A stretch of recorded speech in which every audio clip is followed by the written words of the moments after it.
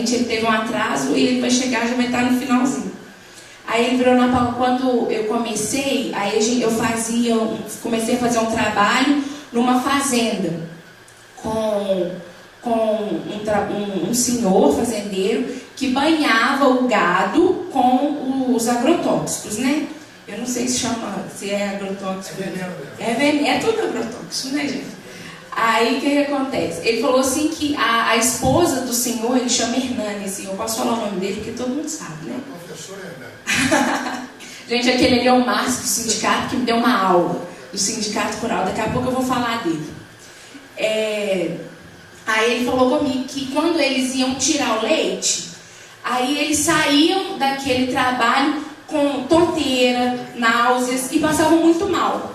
Aí desde que começaram a usar as práticas agroecológicas, isso não vem mais acontecendo, né? Então o que era isso? Era uma intoxicação aguda. No momento acontecia isso, mas isso não implica que não possa ocorrer uma intoxicação crônica por causa do acúmulo de substância, né?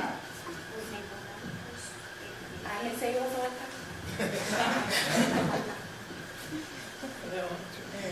Efeitos crônicos. Os efeitos de uma exposição crônica podem aparecer semanas, meses, anos ou até mesmo gerações após o período de uso, contato com tais produtos, sendo, portanto, mais difíceis de identificação. Em muitos casos, podem até ser confundidos com outros distúrbios, que foi o que eu já disse antes, ou simplesmente não serem relacionados ao agente causador, que é um nexo causal. Aí ali eu acho que ficou um pouquinho difícil de ver, mas eu vou ler aqui e vou falar para vocês, que são os principais efeitos, né? Porque a gente tem os principais tipos de agrotóxicos, eu vou ler para vocês, ó. Classificação: inseticidas, organofosforados e carbamatos. Aí eles podem causar fraqueza, cólica abdominal, vômito, espasmo muscular, convulsões e náuseas também.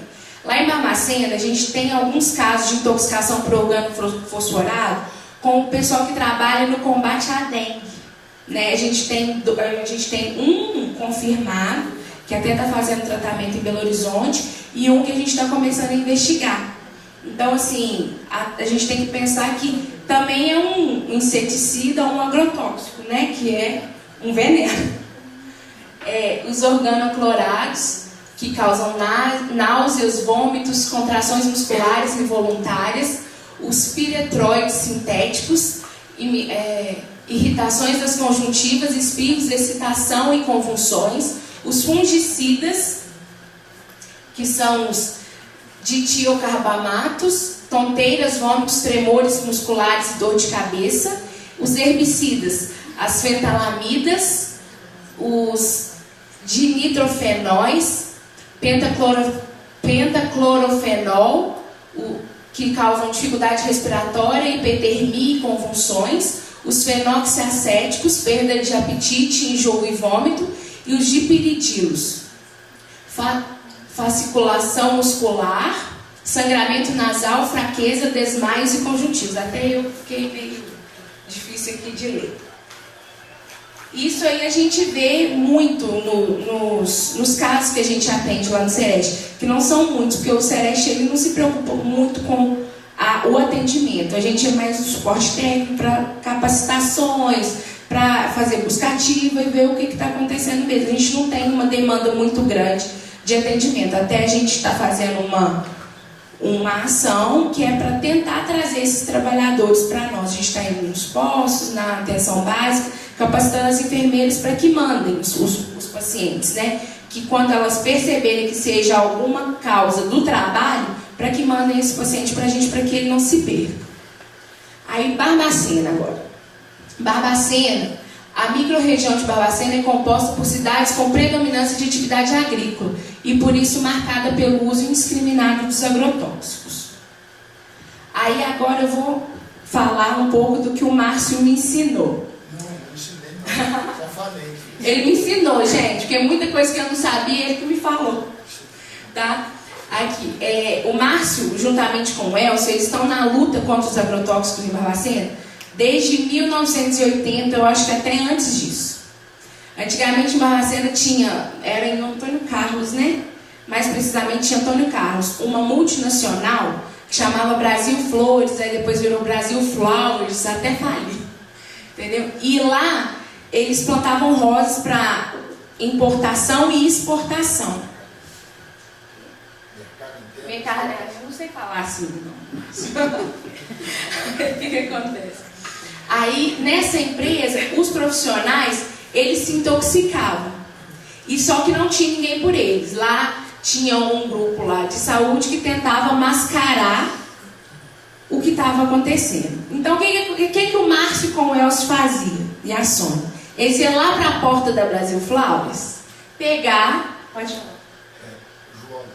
João, é João, não é Zé, não. João, é João, gente. É que eu cismei com eles. Aí, o que acontece? Eles iam lá para a porta da Brasil Flowers, tentar pegar, literalmente pegar a laço, os trabalhadores, para ver o que estava acontecendo e tentar levá-los para um tratamento. Não é, Anderson? Márcio. E o que eles sofriam com isso? Polícia.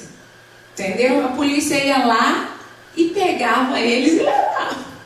Entendeu? Então, assim, era muito difícil para eles desde então. Mas a luta não se perdeu.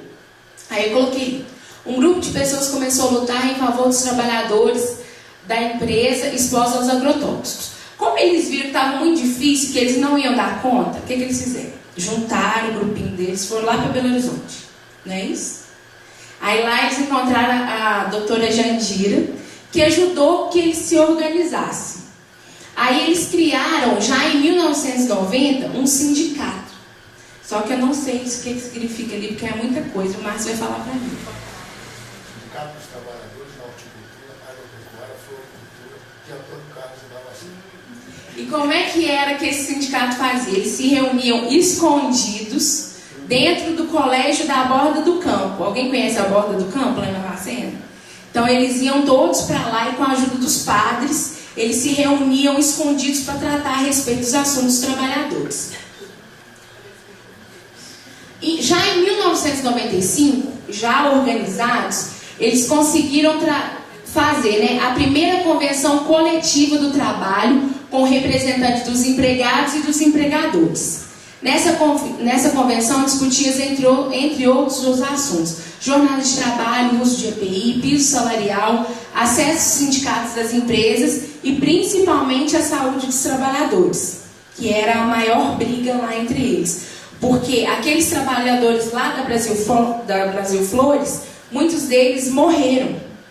Assim, alguns a família não deixou levar para tratamento porque eles eram subornados.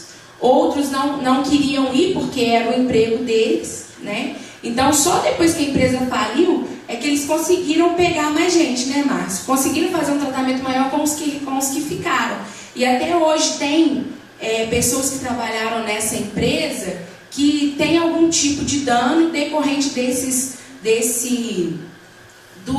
da exposição aos agrotóxicos nessa empresa. Outro dia mesmo eu atendi lá no Sereste uma moça, o que a senhora faz? Eu sou empregada doméstica. O que a senhora está sentindo? Eu fico muito cansada, não sei o quê. O que a senhora trabalhava antes? Eu trabalhava lá na Brasil Flores. Só que nessa época, o dia que eu atendi essa senhora, eu não sabia que era Brasil Flores. Eu achava que era uma floricultura. Entendeu? Eu trabalhava na floricultura.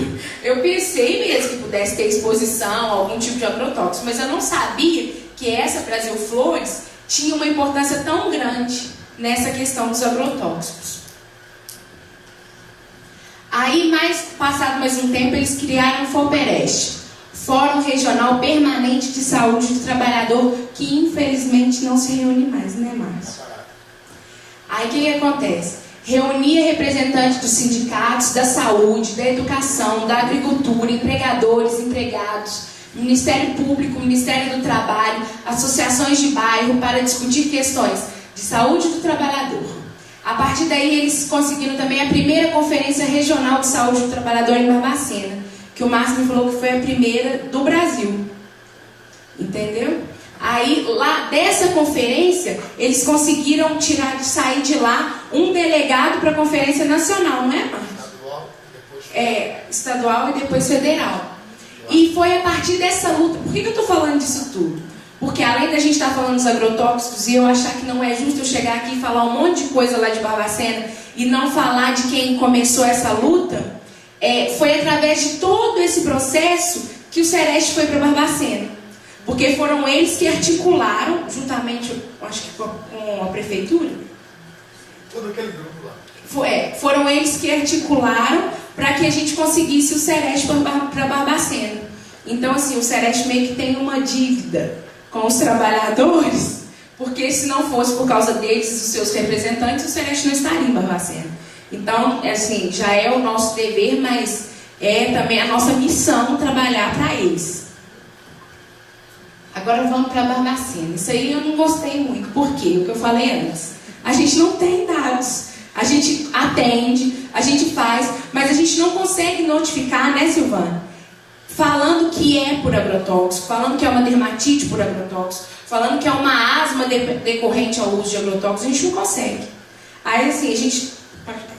Depois que você terminar, você me dá uma palavra. Gente, se eu estiver falando alguma coisa, porque vocês sabem mais do que eu.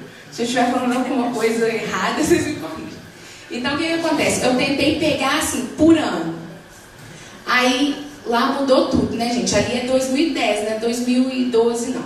Então, o que acontece? Em 2010, a gente teve 3 notificações de intoxicação exótica. O que acontece? Lá no Sereste, a gente não tem tanto atendimento. A gente atende muito LERDORT. E assim, os casos de intoxicação por agrotóxicos são mandados pelo sindicato. Porque, como eu falei com vocês antes, eles não chegam na atenção básica. E a nossa briga está sendo isso também, né, Silvana? Para que esses casos cheguem à atenção básica e que a atenção básica vá até os trabalhadores. Aí, em 2011, já foi um pouco mais, a gente teve 6. Em 2012, 13. Dermatose 3 em 2010, 4 em 2011 e 2 em 2012. Aí, ali embaixo, é intoxicação exógena por agrotóxico, que a gente tem uma de 2010, propriamente dito, por agrotóxico, e uma dermatose também. Aí, o que acontece? É o que eu falei, são as subnotificações. Se a gente não capacitar, mas eu já fiz não sei quantas capacitações e continua acontecendo a mesma coisa. Infelizmente, hoje em dia, principalmente no âmbito de prefeitura, como é processo seletivo, como não paga direito, a gente tem uma rotação de pessoas muito grande. Então, a gente tem que capacitar todo dia. Todo dia a gente tem que ir lá, todo dia a gente tem que bater na porta para falar o que está acontecendo. Porque senão, aquela pessoa que está lá já vai sair amanhã. E ela não vai passar para quem chegou que isso precisa ser feito.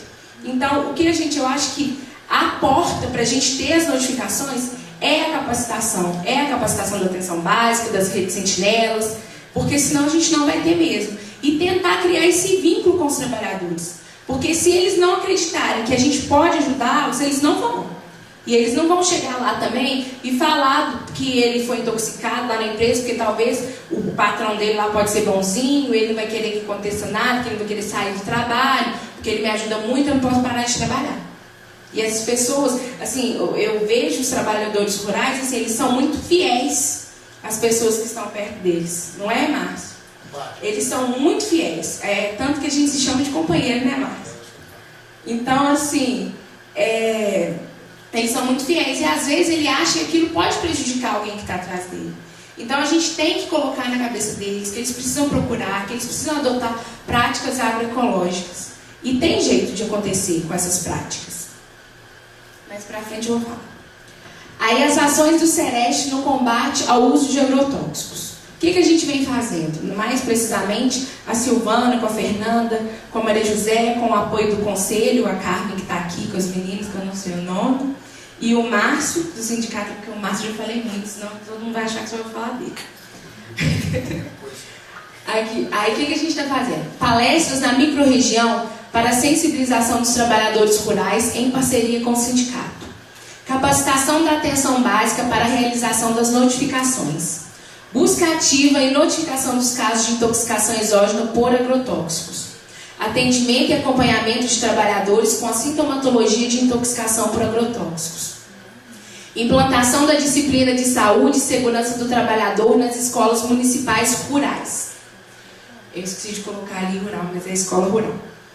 Parceria na implantação do projeto de Agroecologia e Homeopatia do Centro de Práticas Agroecológicas e Homeopáticas. É esse mesmo o nome do centro? Então, eu queria até que o Anderson estivesse aqui, que ele é o dono do projeto, para falar um pouquinho. Mas, infelizmente, ele não conseguiu chegar. Então, eu vou chamar o Márcio, que agora ele vai falar um pouquinho para a gente do que ele tem feito enquanto sindicato, o que ele tem visto, o que está acontecendo com os trabalhadores e o que ele já tem visto mesmo antes da aprovação. A gente já conseguiu aprovar o projeto na CIST, mas ainda não conseguimos liberar a verba. Então, mesmo antes disso, já está acontecendo. Já tem algumas propriedades que já estão usando essas práticas agroecológicas. Então, agora o Márcio vai vir aqui, que ele vai me ajudar. E ele, assim, tem uma experiência de quem lutou muito e viveu na pele tudo que é uma luta contra esse maldito veneno. Bom dia, gente. Ela fala que eu ensinei, ela não ensinei nada. Só passei o conhecimento que a gente adquiriu ao longo do tempo. Eu trabalhei nessa Brasil Flores, nessa multinacional, e aprendi com meus companheiros da época. Eu sou oriundo de um movimento chamado Comunidade Eclesial de Base, e por isso entrei no sindicato e estamos na luta até hoje. E a gente sabe que, e por ver companheiros, principalmente mulheres, que morreram e que geraram filhos que saíram danificados, não sei se é essa palavra certa, danificados porque se intoxicaram e foram gerados na utilização, pelo trabalho no meio do veneno. Eu falei com a professora lá na CIST um dia que nós todos devemos nos colocar no lugar do trabalhador rural, sobretudo da agricultura familiar. Porque o veneno está aí, foi imposto, né? Um grande disseminador do veneno no Brasil chama-se Emater, né? A pretexto de aumentar a produção, para acabar com a fome no mundo e tal, que a população estava crescendo, chama-se Emater, o grande disseminador do Brasil. Foi a ferramenta principal no Brasil. Mas nós temos que nos colocar no lugar de quem está lá no dia a dia, que precisa de sobreviver, de produzir sol, chuva, geada, de pagar o vendedor do veneno, né? De pagar o empréstimo do Pronaf. Então, ao chegar, por muitas vezes, e isso acontece até hoje, Márcio, muito bem, nós sabemos que o veneno mata. Nós sabemos que o veneno mata. Mas e aí? Eu preciso plantar, preciso tratar dos meus filhos, preciso pagar as contas que eu fiz, e aí? Todo mundo vem aqui na roça só para falar que o veneno mata a gente, que a gente está produzindo errado, que a gente está jogando veneno no rio, né? Todo mundo só vem aqui na roça para fazer isso. Mas ninguém vem aqui estender a mão para a gente sair desse problema, que a gente também está morrendo. A gente sabe que está morrendo. Então, diante a gente foi escutando isso, em 2006 foi criado o FOPEDES, que começou e dele que chegou o Celeste Barbacena, e que a gente começou a pensar como, vamos parar de falar que veneno mata, vamos tentar buscar uma saída para que os nossos trabalhadores, e lá na ponta do consumidor, produzam vida, né? Não é isso? Produzam vida. Então, isso demorou um pouquinho, porque brigar essa luta contra o veneno, ela não é para qualquer um.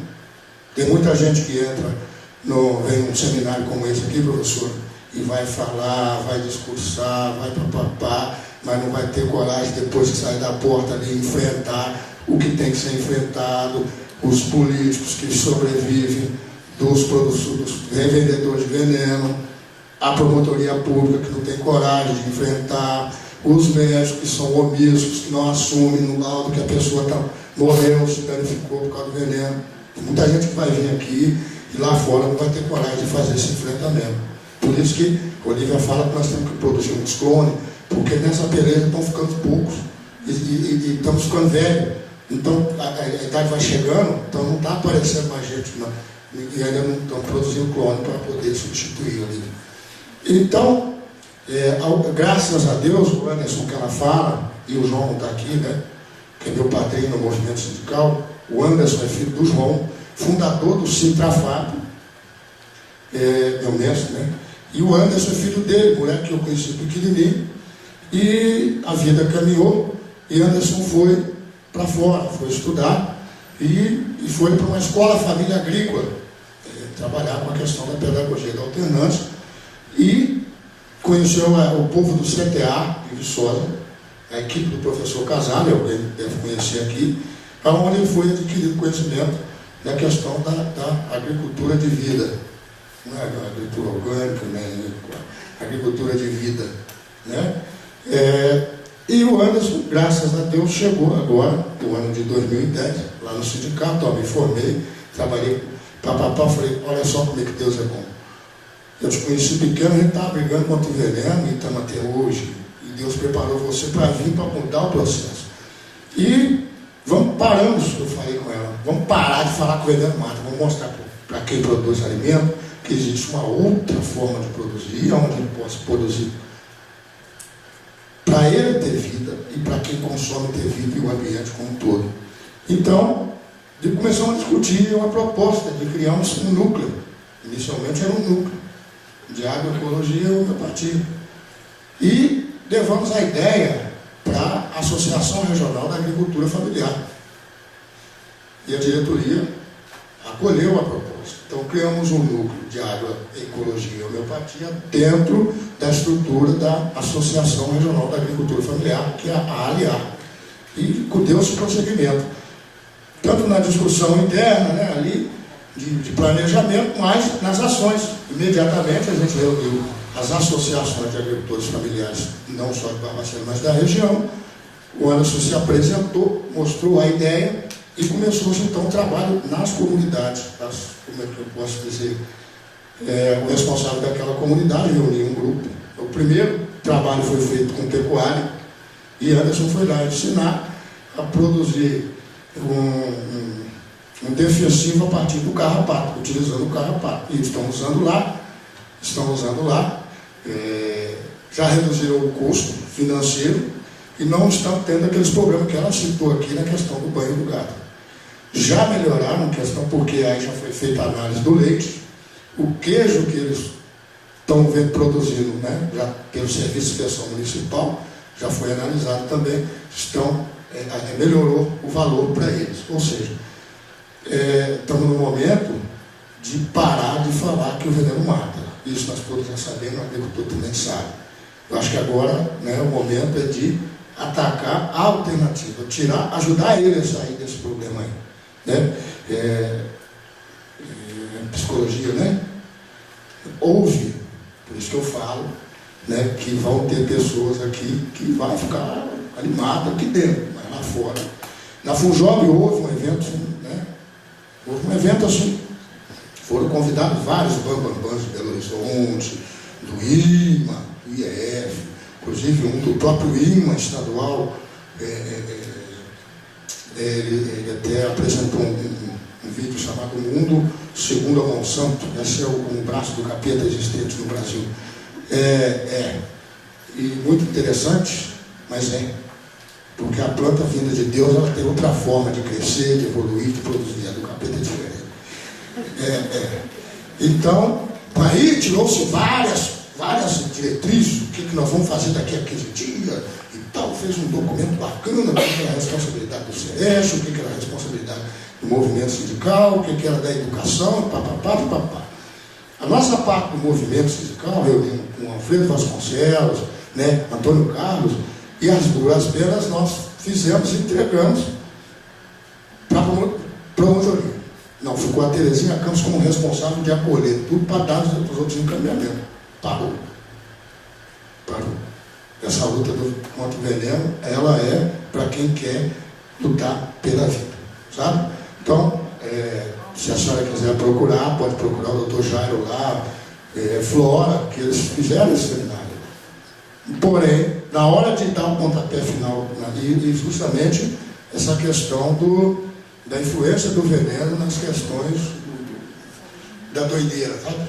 Então foi isso, só que não andou para frente, porque quando tem que dar o segundo passo, aí é que está o problema, certo? Então estamos agora, ela já disse, recurso do Sereste, né, coordenado pelo Departamento Municipal de Saúde Pública, e em parceria com a Associação Regional da Agricultura Familiar e o Departamento Municipal de Agricultura, que cedeu um espaço, se não me engano, 6 alqueires de terra no distrito de Pinheiro do Grosso, para ser instalado uma unidade, onde eu vou falar, onde é que o agricultor pode ir lá, o produtor rural pode ir lá e vai ver que é possível produzir tomate, morango, pêssego, nectarina, e aí vai o que é produzido na nossa região sem utilizar veneno. E onde ele vai ter capacitação, formação, sabe? Turno de formação. Vai ser no distrito de Pinheiro Grosso, Barbacena, na Rebio, Reserva Biológica. São uma área de 6 alqueires de terra que o município, através do Departamento Municipal da Agricultura, entrou nessa parte. Cada um entrou com aquilo que pôde entrar e graças a Deus as coisas estão começando a caminhar. Está faltando a assinatura do contrato, né, para a liberação de recursos para a contratação dos profissionais. Até agora 2, nós vamos ter 2 especializados nessa área de agroecologia e homeopatia. O Anderson nós vamos conhecer daqui a pouquinho. Muito obrigado.